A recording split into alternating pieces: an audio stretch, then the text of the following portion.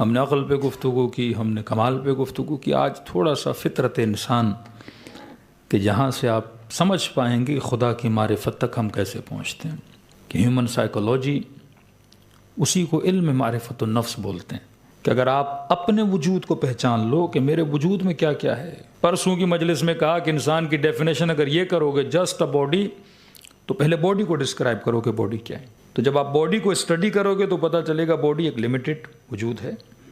تو لمیٹڈ وجود کبھی ان لمیٹڈ کی خواہش نہیں کر سکتا. گلاس پانی اتنا ہی مانگے گا جتنا اس کے اندر پانی کی جگہ ہے.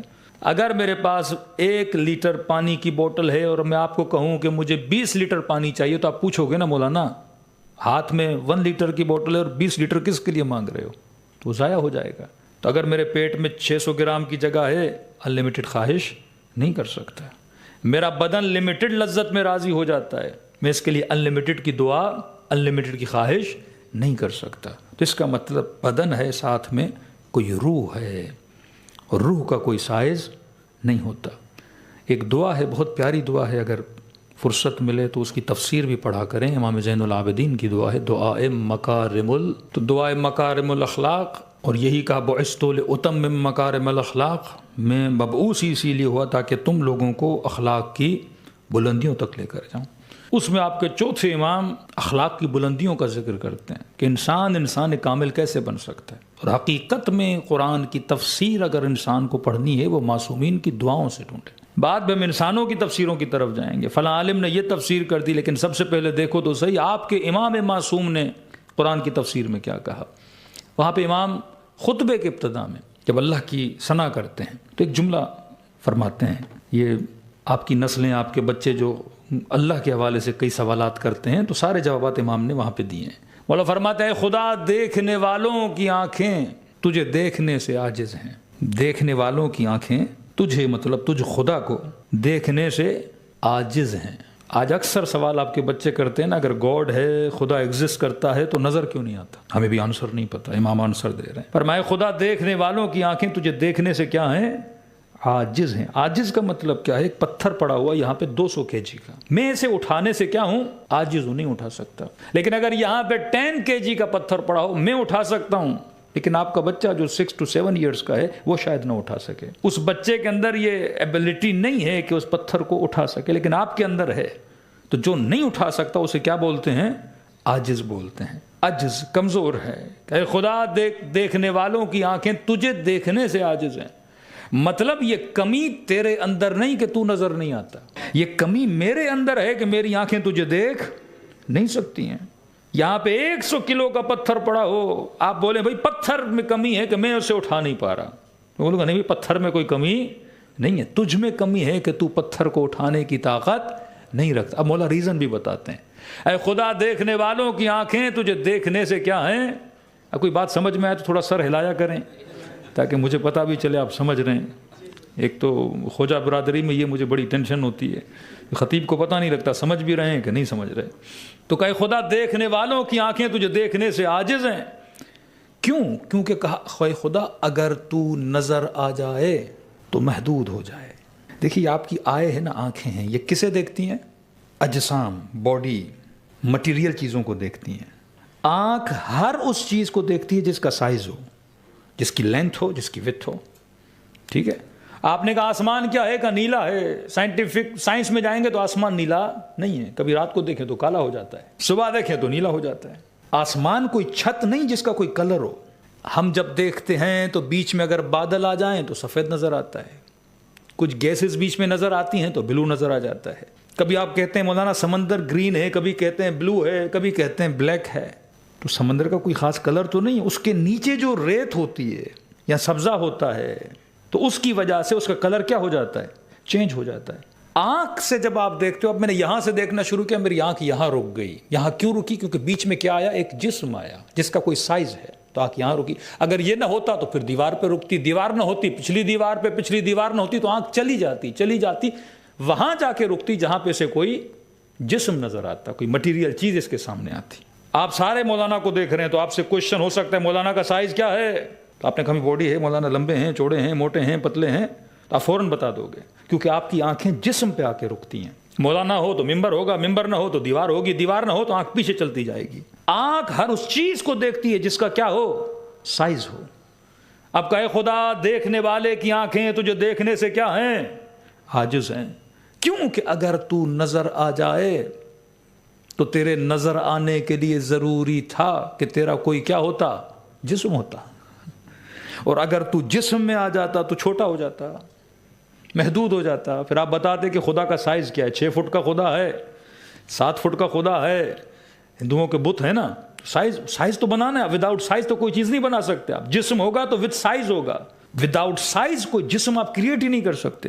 تو خدا دیکھنے والوں کی آنکھیں تجھے دیکھنے سے عاجز ہیں، کیونکہ اگر تو نظر آ جائے تو تیرا سائز ہو جائے، اور کا جو سائز میں آئے وہ خدا کیسا، وہ تو خدا ہو ہی نہیں سکتا نا جو کس کے اندر آ جائے، سائز کے آ جائے۔ مطلب اگر خدا مجھے موریشس کی مسجد میں نظر آئے تو اس کا مطلب خدا کراچی میں نہیں ہے۔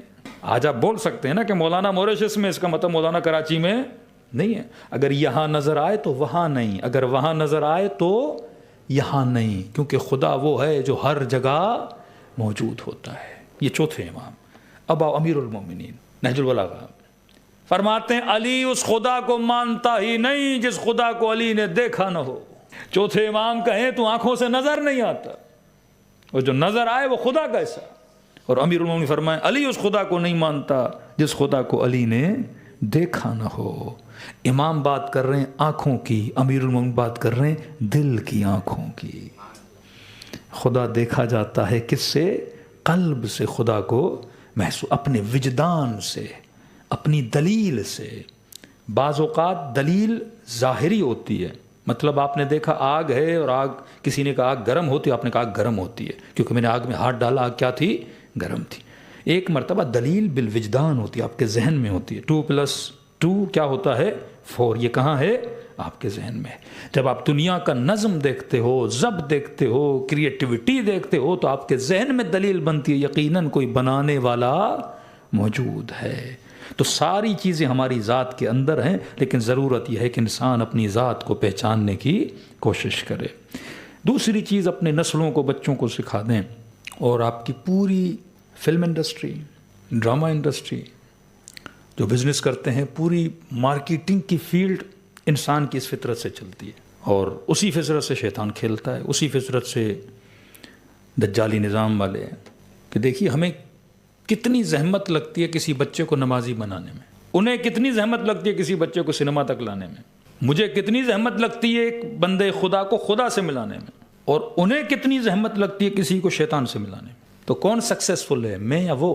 تو آج ظاہری طور پہ دیکھا جائے تو دشمن خدا زیادہ سکسیسفل ہے، کیونکہ ایک مولانا کتنے لوگوں کو مومن بناتا ہے، اور ایک فلم، ایک ٹی وی، ایک ڈرامہ، ایک سنیما کتنے لوگوں کو گمراہ کر رہی ہے۔ اور خدا خود قرآن میں کہتا ہے اکثرہم لا یعلمون، اکثرہم لا یعقلون، لہم قلوب لا یفقہون، دل ہیں سوچتے نہیں، آنکھیں ہیں دیکھتے نہیں، کان ہیں سنتے نہیں۔ کبھی کا اولئک وقر فی آذانہم، بعض لوگوں کی مثال ایسے ہے جیسے ان کے کانوں میں کنکر ڈال دیے گئے ہیں، اللہ بلا تو رہا ہے پر گویا سن نہیں رہے ہیں۔ تو آج خریدار خدا کے زیادہ ہیں یا خریدار شیطان کے زیادہ ہیں؟ کس کی مارکیٹ زیادہ گرم ہے؟ شیطانی مارکیٹ۔ اور واقعاً اگر اس حال میں آج قیامت ہو جائے تو جنت تو خالی ہوگی، جہنم میں پری بکنگ کرنی پڑے گی۔ اکثر تو کہاں چلے جائیں گے، جہنم چلے جائیں گے۔ شاید جہنم تبھی حل من مزید، حل من مزید، لیکن اب شاید حل من مزید کہنے کی ضرورت بھی نہ پڑے اسے، کیونکہ اگر 1 ارب لوگ دنیا میں ہیں تو پورا چائنا خدا کو نہیں مانتا، پورا ویسٹرن ورلڈ آپ دیکھ لیں خدا کو نہیں مانتا، اور جو مسلمان ملک ہیں اور وہ جس طرح خدا کو مان رہے ہیں تو وہ لامان و لفیظ ہے کہ خدا کو ایسے مسلمان چاہیے۔ تو شیطان کا بازار گرم ہے، لیکن کس طرح گرم ہے؟ تو کہیں نہ کہیں ہم ناکام رہے۔ کیوں ناکام رہے؟ کیونکہ ہم نے ظواہر اسلام کو لیا اور اسلام کی روح کو ہم نے نہیں لیا۔ کہ بارہا کہہ چکا کہ کبھی بھی مکتب تشیع میں حفظ قرآن نہیں تھا، لیکن آپ دیکھتے ہیں ہمارے بھائیوں اہل سنت کیا حفظ قرآن پہ بڑا زور ہوتا ہے۔ اب اس کا سب سے بڑا ریزن تراویح بھی ہے، کہ 8 دن میں، 10 دن میں، 12 دن میں، 6 دن میں قرآن پورا کرنا ہوتا ہے، تو ظاہر حافظ چاہیے، تو حافظ بنانا شروع کر دیے۔ لیکن پھر وہ جس طرح قرآن پڑھتے ہیں نہ ان کو خود سمجھ میں آتا ہے نہ پیچھے کھڑے ہوئوں کو سمجھ میں آتا ہے. گاڑی بھی چلتی ہے تو اس کی کوئی اسپیڈ ہوتی ہے. اب ہائی وے پہ گاڑی چلائیں تو کہتے ہیں بھائی کم از کم 120 میکسیمم ہے, بعض کنٹری میں 100 ہے, لیکن یہ جب جس اسپیڈ سے یہ قرآن پڑھتے ہیں تو کوئی 400 کی اسپیڈ پہ جاتے ہیں کہ بالکل سمجھ میں نہیں آتا. کیونکہ میں نے کیا پورا کرنا ہے؟ قرآن پورا کرنا ہے.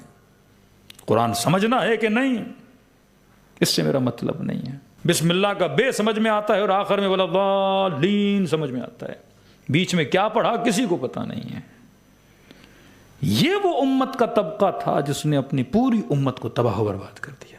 آج تراویح ایک فیسٹیول کی طرح بن گیا اور یہی چیز ہمارے اندر آ رہی ہے. آج محرم بعض کنٹریز میں فیسٹیول بن چکا ہے کہ 10 دن ہے, میں نے مجلس میں جانا ہے, 30 منٹ کی مجلس, 40 منٹ کی مجلس, 10 منٹ کا ماتم, 2 منٹ کا نوحہ کر کے پھر میں کہاں چلا گیا؟ باہر چلا گیا. آج ترکی کے مسلمانوں کا حال دیکھیں, صبح سے شام تک روزہ جب افطاری کرتے ہیں پھر اس میں شراب بھی پی رہے ہیں. نہ نمازوں میں وہ روحانیت ہے, نہ ذکر میں وہ روحانیت ہے, کیونکہ ہم نے اصل جو اسپریچول جو اصل اس کی چیز تھی اسے ہم نے کیا کر دیا؟ چھین لیا. اب صرف ظاہر ہمارے پاس باقی ہے. پھر ہمارے بیچ اور ہندوؤں کے بیچ میں کوئی فرق نہیں رہ جاتا, کیونکہ عبادت بت پرستی کا نام نہیں ہے. عبادت بندے کو خدا سے تب ملاتی ہے جب اس کے اندر معرفت اور اس کے اندر روح عبادت پائی جائے. تبھی رسول نے فرمایا بعض لوگوں کی نمازیں لفظ ہے کوے والی نماز ہے, کہ جس طرح کوا چونچ لگاتا ہے زمین پہ, اسی طرح یہ سجدے کر تو رہا ہے لیکن اسے یہ نہیں پتا کہ میں کس کی دربار میں کھڑا ہوں اور کسے سجدہ کر رہا ہوں, اور سجدے کرنے کا مقصد کیا تھا, ہدف عبادت کیا تھا. پھر مسلمان نہیں, یہ بت پرست ہے. اگر میری نماز خدا سے نہیں ملا رہی, یہ بت پرستی ہے. اگر میرا روزہ مجھے خدا سے نہیں ملا رہا, یہ بت پرستی ہے. محنت زحمت تو پھر سارے مکاتب کرتے ہیں. اگر آپ ماتم کرتے ہو, عزاداری کرتے ہو کہ مولانا میں نے اتنے $1000 مجلس میں ڈونیشن دیا, اتنی مسجد کو ڈونیشن دی, تو جا کے دیکھیے وہ مندروں میں کتنی ڈونیشن دیتے ہیں, بلینس میں ڈونیشن دی جاتی ہے. ایک کالا پتھر ہے, اس پہ کتنا دودھ گراتے ہیں ڈیلی بیسس پہ, 100 لیٹرز دودھ ایک پتھر پہ گرایا جاتا ہے. اگر آپ نظر و نیاز کرتے ہو, وہ بھی اپنے مکتب میں نظر و نیاز کرتے ہیں. سوال یہ ہے کہ میرا نظر و نیاز, میری عبادتیں مجھے خدا سے ملا رہی ہیں یا نہیں ملا رہی. جب تک اس کنہ عبادت تک نہ پہنچو